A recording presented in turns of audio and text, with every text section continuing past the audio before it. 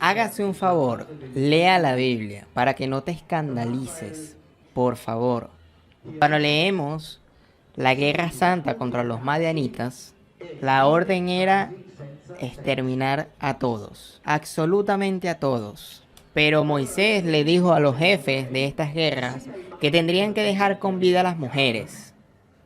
Pero todos pueden matar a varón, a todos niños, y matar también a mujeres que ya se hayan acostado con otros varones, es decir, que ya no sean vírgenes. Porque nada más ellos, como todas tribus, después de guerrear con tribus enemigas, se llevaban a las vírgenes. Y estas tribus israelitas, estos soldados israelitas, tenían la misma mentalidad que cualquier otra tribu de la época, no que eran más especiales, sino que también estaban cazando a vírgenes para tenerlas consigo. En Samuel 15, también, por favor, léanlo. Así que asesinen a todas las mujeres que hayan tenido marido o a un hijo, es decir, que haya tenido relaciones con un hombre. Y por lo tanto, en otras palabras, esta captación de vírgenes nosotros en nuestra mente podríamos pensar que fueron chicas de 15 años o 20 años, cuando en realidad esta era una práctica normalizada de la pedofilia, puesto que la palabra hebrea que se usa puede ser traducido para niñas desde 3 años, que estudios serios dan como publicación este tipo de resultados. Y esto es sin entrar en tantos detalles. A los niños varones se les asesinaban delante de sus madres, puesto que obviamente la madre no les servía porque tenía un hijo y por lo tanto no era virgen, y el hijo varón se consideraba como enemigo de los israelitas, por lo tanto podía ser un enemigo en potencia si se le dejaba ir, como cualquier tipo de guerra en la antigüedad. Más adelante podemos leer la repartición de bienes. Si seguimos leyendo el capítulo, estamos en el versículo 36. Por lo tanto, en la repartición de bienes se cuenta con 72 bueyes, 61 burros y 32 vírgenes. ¿Qué iba a hacer Dios con 32 vírgenes? No podemos suponer que se las iba a comer. Es obvio cuál es la respuesta. Por lo tanto, la Biblia es uno de los libros más inmorales que se haya escrito en la historia de la humanidad. Si hay que reconocerle un mérito a la iglesia, podemos reconocerle la capacidad de construir un sistema ético. Y a pesar de que lo que está escrito en la Biblia no parte con ese sistema ético que quieren hacernos creer. Y este sistema ético no parte de la Biblia, sino de deseos contemporáneos actuales. Ya saben, porque le metieron el Nuevo Testamento y este hijo de este Dios, Jesús de Nazaret, tiene una base moral mucho más tranquila que la que promocionaba su padre Yahvé, si es que Yahvé era su padre. Porque al ver el Dios que promocionaba a Jesús, al dar otra mejilla a los enemigos hasta rezar por él, y vemos el comportamiento de este supuesto padre Yahvé, que se vengaba incluso hasta una persona que hacía leña el día sábado, podemos ir sospechando que en realidad aquí hay una contradicción, no estamos hablando de un mismo Dios. Pero yo en los problemas de la iglesia o de los cristianos yo no me meto, yo solamente hablo de lo literal. Ellos que resuelvan sus conflictos.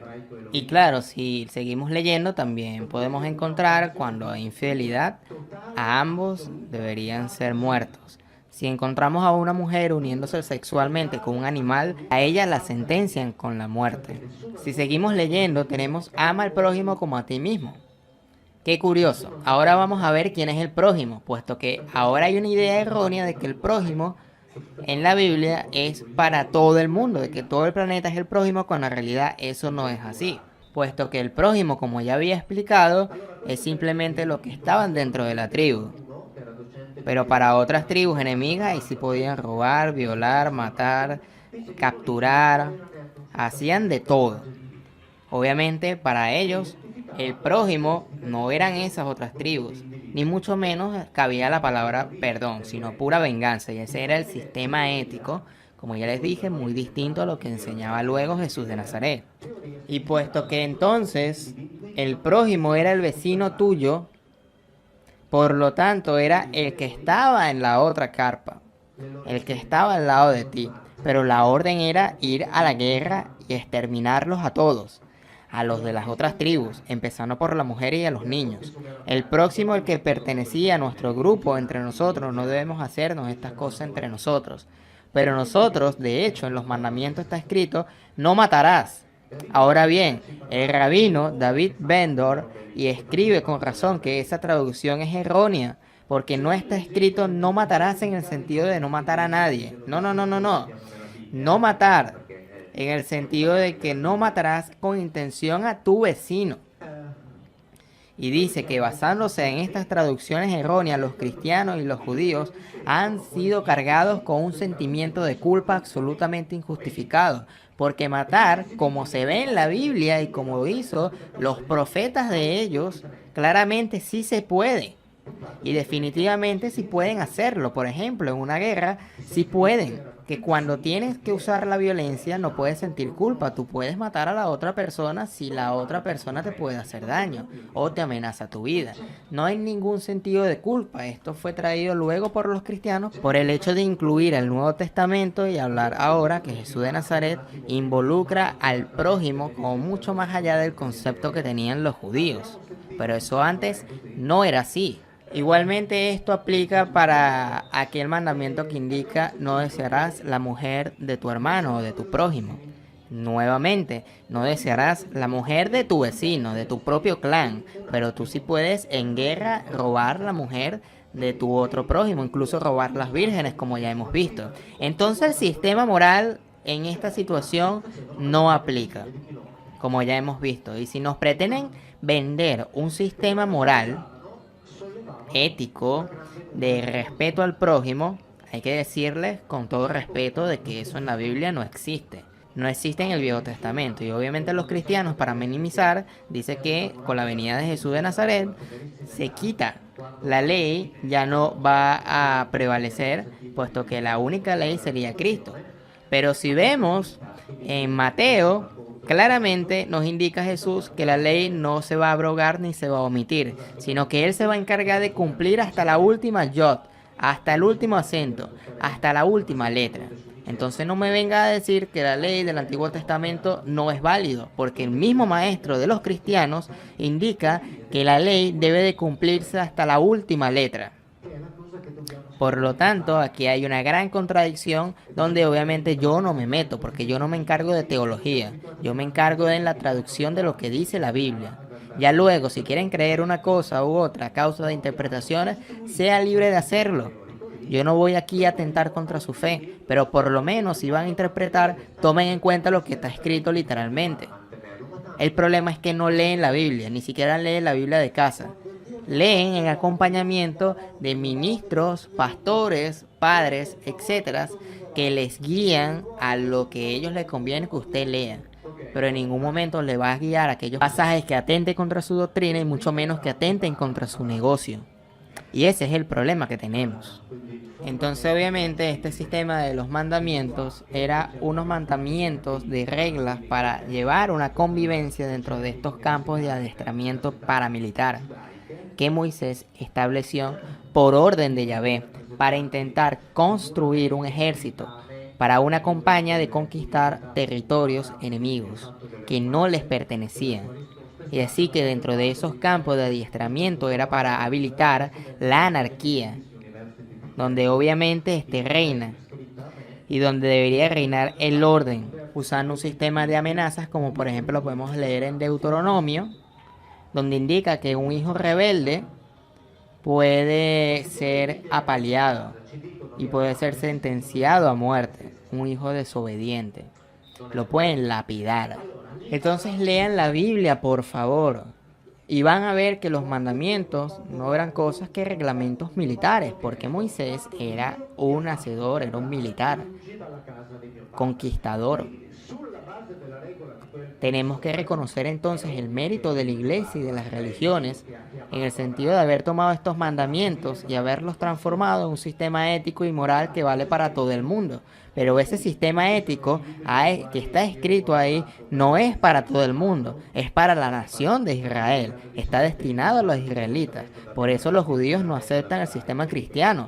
Por lo tanto, podemos leer en el capítulo 10 de Josué cuando hace el recuento de una campaña de guerra y dice: fuimos y tomamos la ciudad y pasamos por la espada a todos como había ordenado Yahvé. Fuimos ahí, la conquistamos y pasamos por la espada y todo cuanto había ordenado él. Y lo dice así, explícitamente. Lean sus Biblias de casa, por favor. Directamente y explícitamente dice que lo hemos matado a todos. Así, ya está. ¿Qué justificación hay para eso? Para eso se tienen que escribir miles de libros, decenas de doctrinas.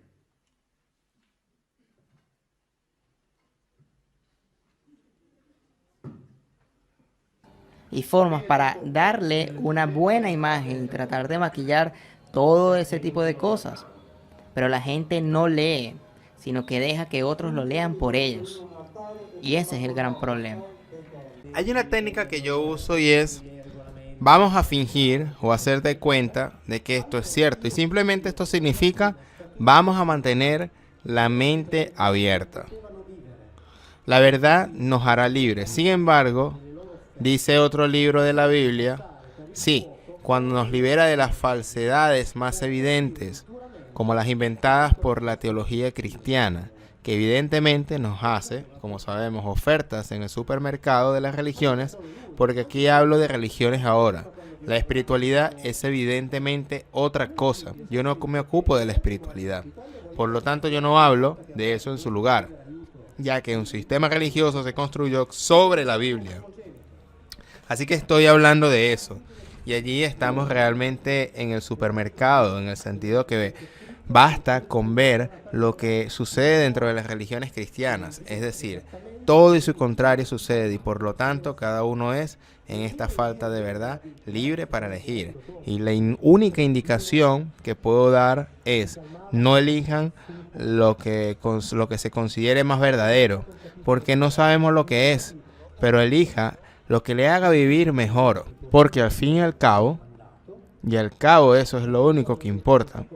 Es decir, elegir lo que me hace sentir bien mientras vivo minuto a minuto, sustancialmente. Por ejemplo, no sé, en la religión ortodoxa, digo sustancialmente porque hay algo. Por ejemplo, no hay purgatorio. Sin entrar en los méritos del individuo hago una distinción, pero sustancialmente no está. Así que los cristianos romanos, los cristianos católicos saben, porque se los he dicho, que si no les va bien, arderán por un tiempo. Creo que para siempre, así le dicen a ellos. A los ortodoxos no se les dice eso. Entonces, ¿qué significa eso? Digo, aparte de pequeñas cosas, pero en el fin en realidad no lo hay. ¿Qué significa esto? Que si nací en el recinto italiano, me dicen, te quemarás un poquito, pero si nazco en el recinto ateniense, yo no me quemo. Sin embargo, siempre soy cristiano. Siempre tengo el mismo Dios. Siempre tengo el mismo Jesucristo, que es siempre el mismo Hijo de Dios. Entonces este Dios, dependiendo de las vallas, es porque los teólogos del Sacro Imperio Romano Germánico, la Iglesia, inventó la historia del purgatorio, mientras que las iglesias autocéfalas de allí no han inventado el purgatorio, y por lo tanto el que nace en el purgatorio no va a parar ahí cuando no lo hayan inventado, sino que se lo inventaron a nosotros. Y por eso ya lo siento un poco ardiendo. En cambio, si uno decide imaginar que existe el infierno lo encuentra seguro. No hay duda, incluso en la tierra. Lo encuentra inmediatamente. Lo que decidimos, la muerte, decidimos morir exactamente. Escucha, realmente es algo curioso, es algo personal, pero los Elohim, lo siento, estoy volviendo al experimento genético nuevamente, ya que quiero retomar el tema. Los Elohim pusieron parte de su ADN a los adamitas, porque ese libro, el que yo cuento, también lo dice con precisión: crea al hombre a su imagen y semejanza, lo que debe significar eso. Se tergiversa inmediatamente y nosotros pensamos, entonces es evidente que él también tiene barba como yo. Creemos que eso es lo que quiso decir. Entonces Dios es un anciano con barba porque me dijo que me parezco a él, entonces debe ser parecido más o menos como Jesús. Pero en realidad estamos hablando de ADN, y eso también se puede entender en cierto punto. La vida media de la adamita también se ha reducido. Nosotros hoy no vivimos con las historias de la Biblia, como Matusalén, en la edad de Abraham. Es porque nos han quitado el ADN, se puede preguntar. Y eso se puede entender de alguna forma. O dejaron de agregarlo, o o eso fue lo que nos dio, no nos dieron a nosotros eso, se lo dio a los adamitas entonces, y no al Homo sapiens. Y uno se puede llegar a confundir, pero una cosa son los adamitas y otra cosa son los Homo sapiens. La Biblia cuenta la historia de los adamitas, no de los Homo sapiens. Los adamitas son un grupo especial que hicieron para hacerlo trabajar en su Edén, que en la tierra era más de uno. Conocemos el de la Biblia, por supuesto, porque eso nos los dijeron aquí. Homero habla de otros y otros en otras partes del mundo, hablan de los otros Gan Edén. En el libro sexto del Génesis se dice expresamente que los Elohim se unieron con las hembras de Adán, o hembras Adán, tuvieron hijos, y los hermosos que hay en el versículo se lo quitan de ahí. Y el versículo lo pueden encontrar en las Biblias que tienen hogar, no están en mis traducciones, los puede conseguir. Así que se puede estar seguro, en el verso que dice que estos hijos son héroes famosos de antaño. Esas leyendas que cuentan de famosos griegos o de esos héroes como Zeus, Apolo. Si lo saco de ahí y le pongo un Homero, lo pongo en Hesíodo, es exactamente lo mismo. Los héroes de la antigüedad eran mestizos, es decir, hijos de uno de ellos y uno de nosotros, o por el contrario, uno de nosotros y uno de ellos. Entonces esto que la Biblia dice absolutamente está escrito allí. Estos son los famosos héroes de la antigüedad. Lo interesante es que, por ejemplo, hay un profesor de la Universidad Americana de Beirut, el profesor Kamal Suleiman Salibi, que dice claramente que allí, entre otras cosas, fundó el centro Interfaith. Murió hace 2 años. Aparentemente él trata con las relaciones entre todas las religiosas o todas las religiones. Por lo tanto, quiero decir, es una persona de adentro, es decir, no es un extraño. Y dice está claramente escrito, que en un cierto momento los Elohim deciden interrumpir la contribución de su patrimonio genético, es decir, de su esperma, por lo que dicen no unirse más con las hembras adámicas. Y desde ese momento, como dice Génesis 6, la Biblia del hombre o la vida del hombre deciden serán de 120 años. La vida de Adán, de nuevo, atención, nunca confundamos a los adamitas de quienes los israelitas afirman descender, porque hay una línea sobre la que se podría discutir fuera de esa discusión, y de hecho si uno lee la Biblia siempre pretendiendo que es verdad, porque repito, ese es, en mi opinión, el único método intelectualmente honesto, dado que nada se sabe de ese libro, ni siquiera quién lo escribió, ni siquiera un verso. Vemos a los 800, 900 años progresivamente, pero inexorablemente se convierten en 600, 400, 300, los 170 de Abraham, los 120 de Moisés, y así sucesivamente. Entonces hay una coherencia lógica en el texto con respecto a la decisión que los Elohim habían tomado en ese momento. Pero ¿por qué tomaron esta decisión? El punto es este, que estas bastardizaciones no debieron ocurrir. Es decir, la línea adámica tuvo que viajar sola y la línea Elohim tuvo que viajar sola. Por lo tanto, en cierto momento a los líderes no les gustó esto y por lo tanto decidieron detener la adición del acervo genético. Entonces, aparentemente, también una historia simple, es decir, tenemos que estos militares no deberían haber estado mintiendo con las mujeres del país con las que estaban tratando. Tanto es así que hablamos de los llamados ángeles rebeldes. Los ángeles rebeldes comandados por Semyasa, que como se reúnen en el Monte Carmelo para firmar el pacto entre ellos, entre otras cosas dice uno mismo, esto no está en la Biblia, esto está en los llamados textos apócrifos, por lo que debemos distinguir, dice mucho, claro. Yo sé cómo va a pasar, que ahora todos estamos tomando una decisión y luego los jefes se van a desquitar conmigo, porque yo soy el responsable. Es decir, es algo de una concreción estupenda. Y entonces, firmar un documento en el que todos asumen la responsabilidad diciendo, no, todos somos responsables de esta decisión que estamos tomando, y a partir de ahí se detienen. No, ahí decidieron los acuerdos, ahí se decidieron cómo hacerlo. Y luego vino la decisión de dejar de fumar. Entonces, ¿qué está pasando actualmente en esa opinión? Que esta pregunta se sale de la mesa. Pero la curiosidad aquí está en la relación entre nosotros y la especie alienígena que aparentemente buscó e hizo todo lo posible para manipular la raza humana. Entonces digamos que si un día resulta que estos de aquí y que gobiernan a través de sus representantes, será muy normal para mí, si lo dicen alguna vez, la revelación de la vida extraterrestre. También porque el sistema financiero que nos rige es el que está claramente descrito en la Biblia. No hace falta cambiar ni una coma. Quiero decir que no necesitas cambiar una coma, eso es todo. Está bien. Entonces yo, mire, antes de alejarlos, alguien más agradable, porque esto es el sistema financiero. Creado un poco de escalofrío en el público. Todos temían, oh Dios mío, ahora está hablando del sistema financiero. Y quiero hacerle unas preguntas. ¿Y si la Tierra fuera una especie de fondo de inversión de que ocasionalmente alguien toma las ganancias y se las lleva a otra parte? Esto es una posibilidad. Hemos terminado de todos modos, ¿no? Esto fue un intento de animar las cosas, ¿verdad? Sarcasmo. Entendemos que esto es parte del proceso para comprender un poco más las posibilidades de qué fue lo que pasó realmente en aquellos tiempos. Pero si le colocamos los contextos actuales, claramente no vamos a llegar al punto porque era otra cultura, era otro idioma, era otras maneras de vivir y ver la vida, donde la metafísica estaba ausente y el término Dios como tal no estaba, por lo menos, en el Antiguo Testamento. Entonces quiero dejarles estas reflexiones para que se las lleve a sus casas y puedan de alguna manera llegar a un punto, a una conclusión propia y personal con criterio propio, porque eso de hacer de cuenta de que esto es cierto es parte del proceso para darnos cuenta de que la historia es mucho más grande de la que nos contaron.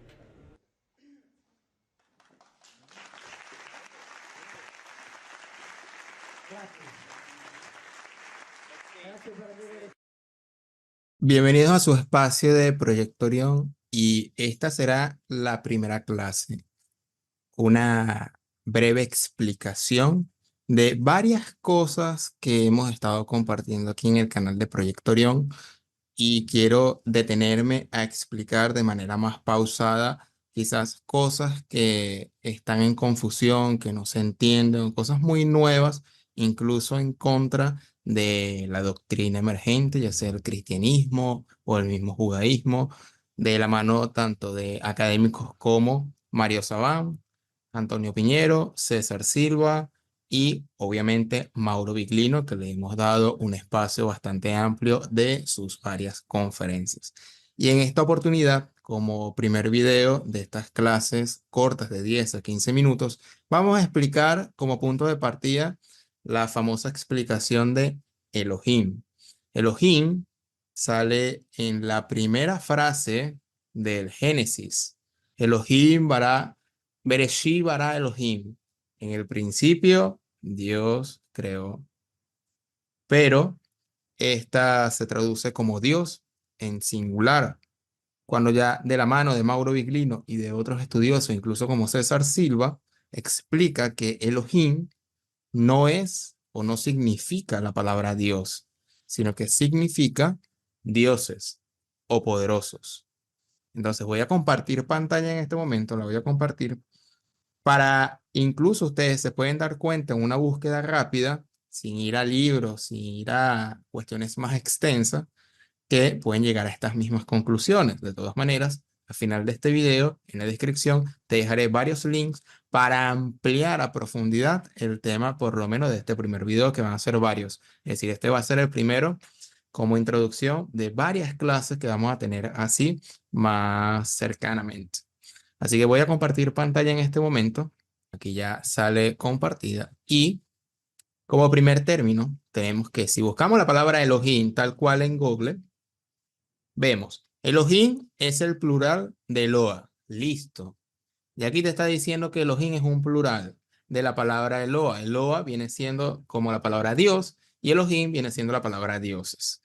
Y este está relacionado con el dios El. Recordemos que según las explicaciones de César Silva, en este caso, eh, explica que antes existía tanto el dios El y tenía su esposa Asherah y que ellos se unieron para tener o tuvieron 70 hijos y de ahí salen los 70 dioses o las 70 entidades que regían cada territorio y que una de esas entidades, concretamente ya la de Jacob, el territorio de Jacob, es la que le perteneció al Elohim Yahvé. Yahvé no se encargó de toda la tierra, no se encargó de todas las naciones, sino de un solo territorio. Pero eso lo podemos ver más adelante. Es afín a la palabra LHM que se encuentra en el ugarítico, donde se usa en el panteón para los dioses cananeos, hijos de él, y se vocaliza Elohim, es decir, los hijos de él, del dios él, se le vocaliza como Elohim. Ya aquí podemos terminar el video. Y aquí se entiende que Elohim es un plural de Eloa. ¿Por qué? Porque si colocamos aquí esta breve explicación, Malak no significa ángel, significa enviado o mensajero. Por lo tanto, Malakim, la I y la M al final, es el plural de enviados o mensajeros. Es como la letra S en el español. De igual manera, Eloa significa poderoso o Dios. Y Elohim, con la IM al final, es la S en el español que significa poderosos o dioses. Listo. Ya aquí concretamos el video, pero vamos a colocar otros ejemplos. Vamos a dar más pistas que usted se puede dar cuenta. Si colocamos aquí en la página Logos, K-Logos, que es una página que usan los cristianos y los judíos de Biblia interlineal, tenemos, en el principio creó Dios los cielos y la tierra. Cuando en realidad, si ya al saber que esta palabra aquí marcada Elohim significa dioses, podemos entender por tanto que en el principio los dioses crearon los cielos y la tierra. Listo. Otro ejemplo. Tenemos aquí uno más complejo. Y dijo Dios. De nuevo se traduce erróneamente como Dios cuando aquí tenemos la palabra Elohim. Y ya sabemos que aquí Elohim significa dioses. Es un plural. Por lo tanto, y en el principio los dioses dijeron, hagamos, ahí sí lo tradujeron bien, en plural, hagamos al hombre a nuestra imagen y semejanza. Aquí la palabra hagamos está en plural porque precisamente le antecede la palabra Elohim, que es un plural, pero las malas traducciones lo colocaron como un singular. Otro ejemplo, Números 23:19. Aquí evidenciamos un poquito una contradicción y dice, Dios no es hombre para que mienta, ni hijo de hombre para que se arrepienta. Por lo tanto, aquí se da por supuesto de que Dios es un ser omnipotente, trascendente y que no se arrepiente. Pero si retrocedemos 3 doritos atrás, es decir, en el Génesis 6, claramente que dices, y se arrepintió Yahvé de haber hecho al hombre en la tierra y le pesó en su corazón. Y dice Yahvé, crearé sobre la tierra, sobre la faz de la tierra, a los hombres que he creado, es decir, los terminaré, los quitaré, desde el hombre hasta la bestia y hasta el reptil y las aves del cielo, porque me arrepiento de haberlos hecho. Pregunta básica. Si aquí, más adelante en Números, dice que no es un hombre que se arrepienta, porque aquí dice que se arrepintió. Por lo tanto, no estamos hablando directamente entonces de un Dios todopoderoso. Estamos hablando de una entidad inferior llamada Yahvé que cometía errores y se arrepentía. Porque Dios supuestamente o se supone que no se arrepiente y no se equivoca. Pero hoy aquí evidenciamos una equivocación. Ya después una discusión si esto es más una idea de hombres o no, pero vamos a hacer de cuenta de que lo que dice el texto al menos es cierto, como dice la técnica de Mauro Biglino. Otro texto que muestra en la Biblia que hay una referencia de muchos dioses. Dios está en la reunión de los dioses, es decir, de los Elohim. Y en medio de los Elohim juzga. Ya aquí en el primer texto, en el Salmo 82, nos da la idea de que hay una asamblea de Elohim, de dioses. Porque si leemos más adelante en el verso 6, dice aquí, yo dije, vosotros sois dioses y todos vosotros hijos del Altísimo, es decir, de El Elyon. Pero más adelante dice, pero como hombres moriréis y como cualquiera de los príncipes caeréis. Por lo tanto, la naturaleza de estos Elohim, aunque ciertamente tenía un Olam, un tiempo indefinido, que Olam no significa eternidad, pero este no es el tema de este video, estos también podían morir o eran mortales. Aún así se le denominaban Elohim. Por lo tanto, Elohim al menos no significa un Dios omnipotente. Tiene otro concepto más tirado hacia la mortalidad que a la inmortalidad, tal como se entiende. Más adelante, como dice Mauro Biglino, si vemos en 1 Corintios 8, Pablo de Tarso tenía conocimiento de varios dioses. En el verso 5 dice, pues aunque haya algunos que se llamen dioses, sea en el cielo o en la tierra, como hay muchos dioses y muchos señores, es decir, como de hecho hay señores y dioses, es decir, existen. Para nosotros, sin embargo, solo hay un Dios, el Padre, del cual proceden todas las cosas y nosotros somos para Él, y un Señor Jesucristo por medio del cual son todas las cosas y nosotros por medio de Él. Es decir, esto nos trae el concepto llamado monolatría. Ojo, esto todo lo estoy buscando en internet, sin ir a conferencias más allá. Es decir, creemos en un Dios superior, creador del cielo y de la tierra, perfecto, pero no desechan o no descartan la existencia de dioses inferiores. Esto ya estaba en la mentalidad judía. ¿Qué es el concepto de monolatría? El concepto de monolatría lo tenemos aquí. Monolatrismo, monolatría, en Wikipedia, es el concepto religioso por el cual se creen en varias deidades, no se niegan, se creen, existen, pero hay una superior a los demás. Es decir, creemos en Yahvé, aunque existan Milcom y Camosh, que eran los dioses vecinos. Aunque exista el dios egipcio, el dios persa, etcétera, de distintas naciones. Más abajo podemos leer, se considera también que los antiguos judíos fueron monólatras antes de ser monoteístas, debido a las alusiones de otros dioses en ciertas partes de la Biblia, como por ejemplo Deuteronomio 32:8, parece implicar que los antiguos israelitas creían en un inicio que su Dios era nacional, mientras otras naciones tendrían sus propios dioses igualmente existentes.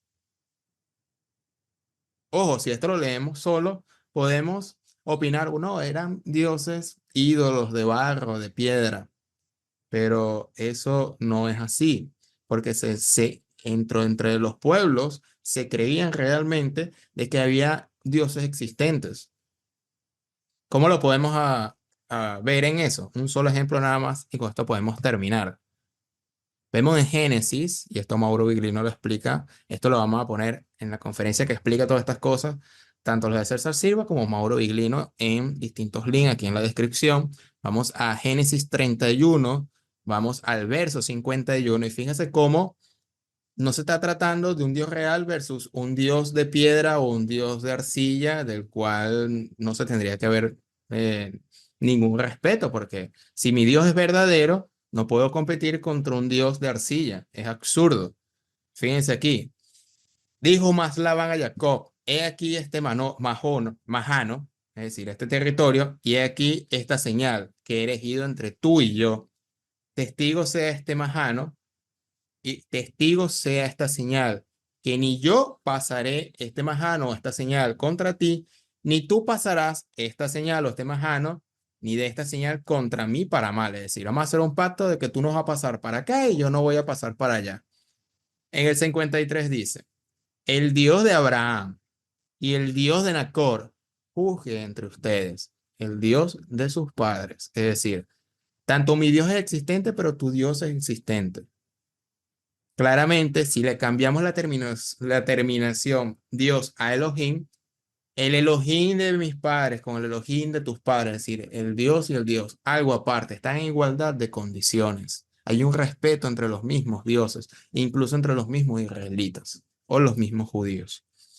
Ya con esta extensión o explicación muy corta de las conferencias y explicaciones tanto de Mauro Viglino como de César Silva, nos podemos aproximar entonces a esa monolatría que no se enseña en las iglesias ni en las religiones, porque obviamente las traducciones se da con un contexto teológico de que debe haber un solo Dios.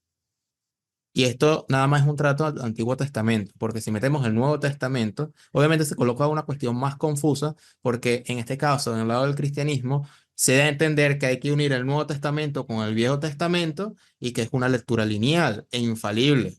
Cuando tú colocas a un judío y un cristiano a hablar, obviamente el judío te va a decir, no, con ese libro que es el Nuevo Testamento, nosotros no tenemos nada que ver, ni mucho menos la Biblia, porque es otro mix o otra combinación distinta. Uno se preguntaría, entonces, ¿quién es el Dios de Jesús? Que para nada tiene que ver con el Dios Yahvé y que de alguna manera Jesús traía un Dios Padre amoroso, incluso dar la vida por el enemigo. Eso es otra explicación, ese es otro tema para otro video, pero quería traer el tema de los Elohim.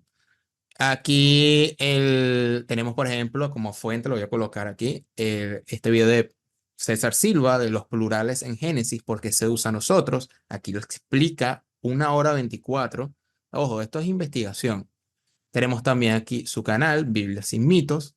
Y más concretamente quiero que vean este video, lo voy a colocar en la descripción, Enlil o Yahvé, que Dios habló a Abraham. Porque se explica, César Silva explica que del dios Enlil, porque muchas de las historias de la Biblia de Génesis viene desde los sumerios, el dios Enlil sufre, digamos, una mutación hasta llegar al dios El, pero su base o su origen viene del dios Enlil de los sumerios y básicamente es el mismo dios. Y esto lo trae desde la lingüística porque sufrió una de las palabras, en este caso la N, sufre una mutilación, en este caso hay un nombre exacto que César Silva lo explica, hasta llegar al dios El. Y luego al salto al dios Yahvé, que no tiene nada que ver con el dios El, porque el dios El era una cosa y Yahvé era otra, otro dios. Por eso lo explica César Silva en este video. Tenemos aquí un video que ya hemos compartido de Mauro Biglino, va a estar en la descripción. Y con esto termino el primer tema de los Elohim. Más adelante voy a dar más explicaciones, más clases, lo más resumido posible del por qué expongo algunas informaciones que parecen extraordinarias, confusas, extrañas o incluso para algunos hasta satánicas, pero esto tiene una explicación profunda, pero depende de la voluntad y de las ganas de la persona de alguna manera investigar y tomarse en serio esto sin ningún tema dogmático, sin ningún tema o interés de caer bien en una postura cristiana, judía, no. Hay que llevar a la investigación independientemente hasta donde nos lleven. Y es necesario tomar fuentes académicas y de ciencias bíblicas, porque obviamente si tomamos fuentes simplemente de cristianos, teólogos muy, muy judíos o solamente del cabalista o de la cábala, nos veremos nada más en la situación de ver una sola cara de la luna. Pues en realidad hay múltiples caras que se van evidenciando a través de la investigación, como esta pequeña investigación que les acaba de mostrar en una simple búsqueda de internet. Así de sencillo. Pero obviamente esto hay que sustentarla con más investigación, que serían los links que estoy colocando al respecto. Sin más nada que agregar, mi nombre es Simón Guardia y nos vemos en una próxima clase aquí en Proyecto Orión de más temas controversiales para aclarar punto por punto. Hasta pronto.